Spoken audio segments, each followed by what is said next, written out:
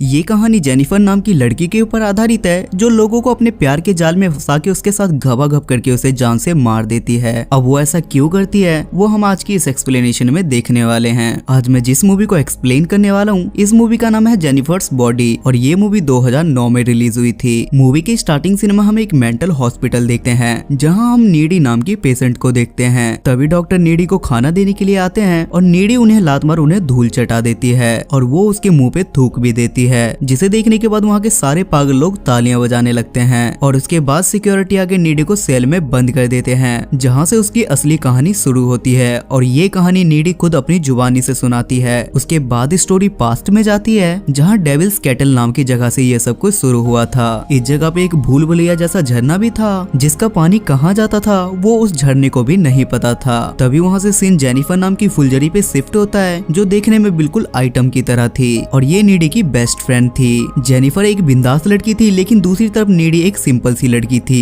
Needy का एक चूतिया सा एक बॉयफ्रेंड भी होता है जिसका नाम चीप था। एक रात चीप नीडी को घोड़ी बनाने की प्लानिंग कर रहा था लेकिन तभी वहाँ जेनिफर आके उन दोनों को धप्पा कर देती है और वो नीडी को अपने साथ क्लब ले जाने लगती है जिसे देखने के बाद चीप का मुंह सूख जाता है। क्लब में जेनिफर एक local brand lead singer Nikolai से मिलती है जहाँ वो निकोलाई से ड्रिंक करने के लिए पूछती है और वो भी उस पे हाँ बोल देता है। जब जेनिफर ड्रिंक लेने के लिए जाती है तो निकोलाई अपने दोस्तों से बोलता है कि आज तो मैं उसे पूरा अपना नारियल पानी पिला दूंगा, लेकिन ये सब बातें नीडी भी सुन लेती है और ये सब बातें उसे बिल्कुल भी पसंद नहीं आती। जब सब लोग बैंड के परफॉर्मेंस को एंजॉय कर रहे होते हैं तो अनफॉर्चुनेटली अचानक क्लब में आग लग जाती है जिसके बाद बड़ी मुश्किल से नीडी और जेनिफर उस क्लब से बाहर निकलते हैं। बाहर निकलने के बाद निकोलाई जेनिफर के पास आता है और वो उसे बोलता है कि चलो जंगल में जाके मंगल करते हैं, जिसके बाद जेनिफर भी उसके साथ जाने के लिए तैयार हो जाती है। नीडी उसके साथ उसे जाने के लिए मना करती है लेकिन जेनिफर उसकी बात नहीं मानती। रात को नीडी को अपने घर के किचन से पानी गिरने की आवाजें सुनाई देती है और जब वो किचन में चेक करने के लिए जाती है तो उसके सामने अचानक से जेनिफर आ जाती है जो कि पूरी तरह खून से सनी हुई थी। जेनिफर बिल्कुल भी नॉर्मल नहीं थी जिसके बाद वो फ्रिज में से मांस का टुकड़ा निकाल के खाने लगती है और वो अपने मुंह से काले कलर की उल्टी कर देती है जिससे नीडी काफी डर जाती है और वो उसके सामने हाथ जोड़ के बोलती है कि प्लीज यहाँ से चली जाओ। अगले दिन नीडी स्कूल में कल वाले बीते हादसे की वजह से बहुत ज्यादा परेशान थी। तभी वहाँ अचानक से जेनिफर आती है जो कि अभी बिल्कुल नॉर्मल कंडीशन में थी।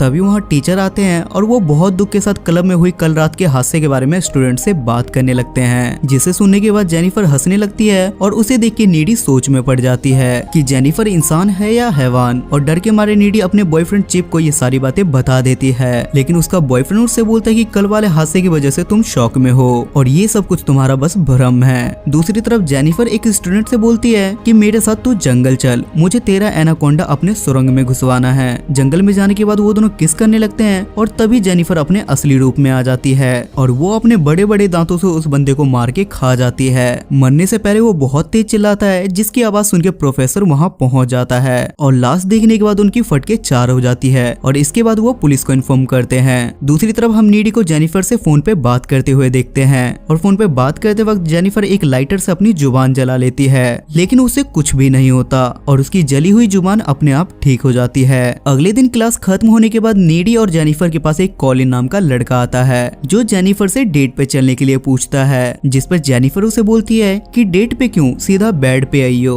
वो कॉलिन को एक एड्रेस दे देती है और शाम को कॉलिन अपना मुंह उठा के वहाँ पे पहुँच जाता है। वहाँ का नजारा इतना ज्यादा डरावना था जिसे देखने के बाद कॉलिन का गांड का गाजियाबाद बन जाता है। तभी वहाँ जेनिफर आती है और वो कॉलिन से चिपकने लगती है। तभी जेनिफर हैवान का रूप ले लेती है और वो कॉलिन को भी मार के उसे कच्चा खा जाती है। दूसरी तरफ नीडी चिप के साथ अपना गेम बजवा रही होती है और तभी अचानक से उन दोनों को जेनिफर का भूत दिखाई देता है जिसे देखने के बाद वो दोनों वहाँ से 9-2-11 हो जाते हैं। रास्ते में कार चलाते वक्त जेनिफर नीडी के गाड़ी पे चिपक जाती है लेकिन नीडी किसी तरह जैसे तैसे वहाँ से निकल जाती है। जब नीडी घर आती है तो उसे एक बार फिर से जेनिफर मिलती है जहाँ जेनिफर उसके साथ घबाघब करने की कोशिश करती है लेकिन नीडी जेनिफर को दूर करके उससे पूछती है कि आखिर उस दिन क्लब में हुआ क्या था, जहाँ जेनिफर बोलती है कि निकोलिया और उसका बैंड उसे झरने के पास लेके गए थे और वो वहाँ पे जेनिफर की बलि दे रहे थे क्योंकि वो लोग शैतान के पुजारी थे। और जब निकोलाई ने जेनिफर से पूछा कि क्या तुम अभी तक वर्जिन हो, जिस पर जेनिफर घबरा के झूठ बोल देती है, जिसके बाद निकोलाई ने जेनिफर को मार दिया था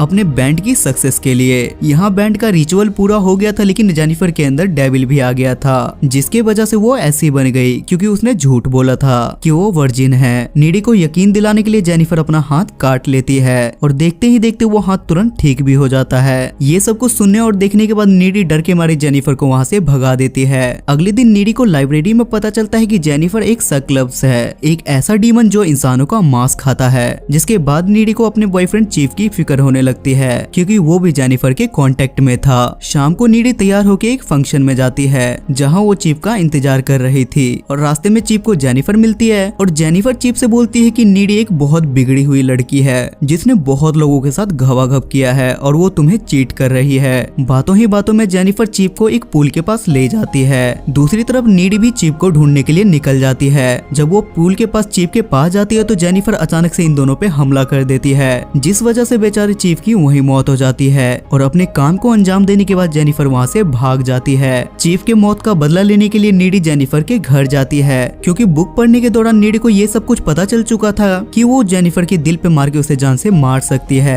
घर पहुंचने पे लड़ाई के दौरान जेनिफर नीडी के शोल्डर पे काट लेती है और नीडी भी उसके गले से अपना बेस्ट फ्रेंड फॉरएवर वाला लॉकेट खींच लेती है और जेनिफर के गिरते ही वो उसके दिल पे चाकू मार देती है जिससे उसकी वही मौत हो जाती है। लेकिन तभी मौके पे जेनिफर की माँ वहाँ आ जाती है और वो उसे ऐसा करते हुए देख लेती है और इसके बाद नीडी को मेंटल हॉस्पिटल में एडमिट करवा दिया जाता है। अब मूवी फिर से एक मोड़ लेती है और हमें प्रेजेंट का सीन दिखाया जाता है जहाँ हमें पता चलता है कि जेनिफर की काटने की वजह से अब नीडी भी एक हाफ डीमन बन चुकी थी और वो जेल तोड़ के वहाँ से भाग जाती है और सबसे पहले वो बैंड मेंबर के पास जाती है जो कि अपनी कामयाबी का जश्न मना रहे थे। लेकिन नीडी वहाँ पहुँच के एक एक करके सबको जान से मार देती है और ये मूवी यहाँ खत्म हो जाती है। सो गाइस आई होप कि आपको आज की एक्सप्लेनेशन पसंद आई होगी और इस मूवी की IMDb रेटिंग है 5.3 स्टार्स आउट ऑफ 10 और इसे गूगल यूजर ने 84% लाइक किया है। अगर आपको मेरी एक्सप्लेनेशन पसंद आती है तो आप मुझे सपोर्ट करने के लिए मेरे चैनल को सब्सक्राइब करके बेल नोटिफिकेशन जरूर ऑन करें ताकि मैं आगे भी आपके लिए ऐसे ऐसे कंटेंट लाता रहूं। तब तक के लिए स्टे सेफ, स्टे हेल्दी।